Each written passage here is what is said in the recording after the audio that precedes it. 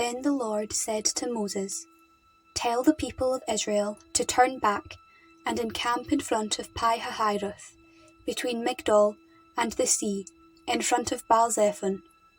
You shall encamp over against it by the sea. For Pharaoh will say of the people of Israel, 'They are entangled in the land, the wilderness has shut them in.' And I will harden Pharaoh's heart, and he will pursue them, and I will get glory over Pharaoh and all his host.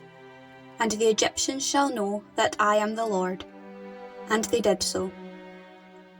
When the king of Egypt was told that the people had fled, the mind of Pharaoh and his servants was changed toward the people, and they said, "What is this we have done, that we have let Israel go from serving us?" So he made ready his chariot, and took his army with him, and took 600 picked chariots, and all the other chariots of Egypt with officers over all of them.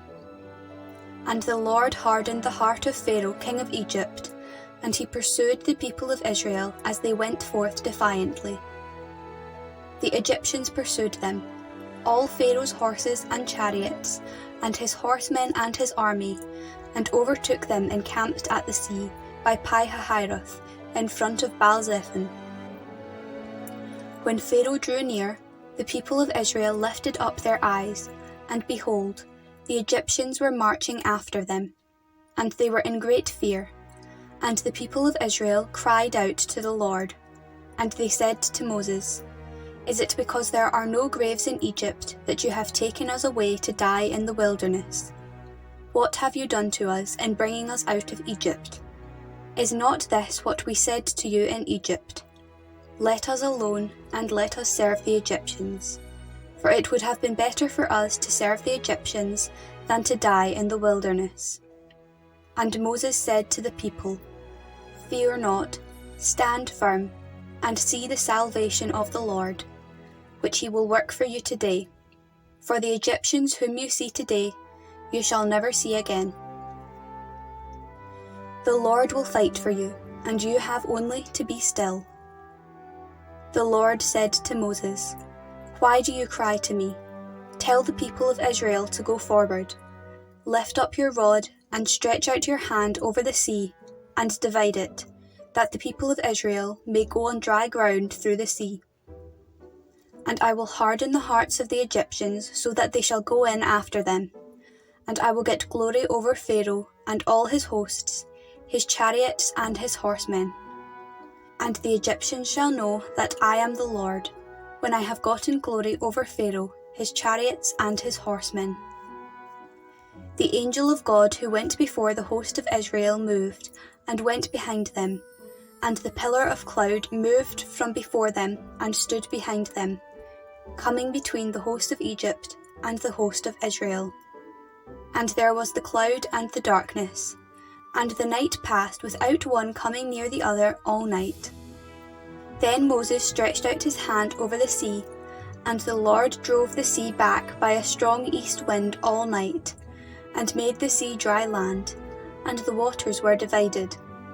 And the people of Israel went into the midst of the sea on dry ground, the waters being a wall to them on their right hand and on their left. The Egyptians pursued, and went in after them into the midst of the sea, all Pharaoh's horses, his chariots and his horsemen. And in the morning watch the Lord in the pillar of fire and of cloud looked down upon the host of the Egyptians, and discomfited the host of the Egyptians, clogging their chariot wheels so that they drove heavily. And the Egyptians said, "Let us flee from before Israel, for the Lord fights for them against the Egyptians."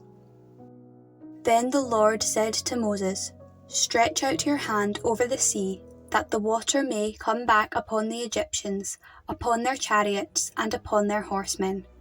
So Moses stretched forth his hand over the sea, and the sea returned to its wonted flow when the morning appeared, and the Egyptians fled into it, and the Lord routed the Egyptians in the midst of the sea.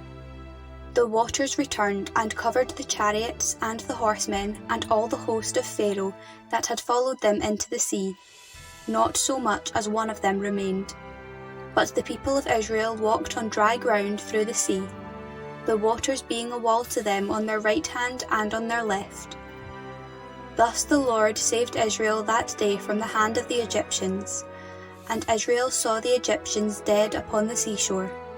And Israel saw the great work which the Lord did against the Egyptians. And the people feared the Lord, and they believed in the Lord and in his servant Moses.